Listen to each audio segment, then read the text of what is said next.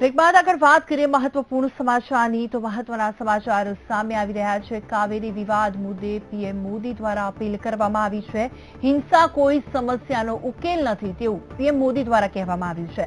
હિંસાથી ફક્ત ગરીબો અને દેશને નુકસાન થશે।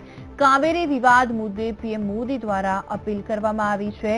જે રીતે બેંગલુરુમાં કાવેરી જળ વિવાદ સંકટમાં અને 16 પોલીસ સ્ટેશન વિસ્તારોમાં કર્ફ્યુ પણ લાદી દેવામાં આવ્યો હતો। કાવેરી વિવાદ મુદ્દે પીએમ મોદી દ્વારા અપીલ કરવામાં આવી છે દેશવાસીઓને અને હિંસા કોઈ સમસ્યાનો ઉકેલ નથી તેવું તેમણે જણાવ્યું છે। હિંસાથી ફક્ત ગરીબો અને દેશને નુકસાન થશે। કાવેરી વિવાદ મુદ્દે પીએમ મોદી દ્વારા દેશવાસીઓને અપીલ કરવામાં આવી છે। હિંસા કોઈ સમસ્યાનો ઉકેલ નથી તેવું તેમણે જણાવ્યું છે। હિંસાથી ફક્ત ગરીબો અને દેશને નુકસાન થશે તેવું તેમણે જણાવ્યું છે।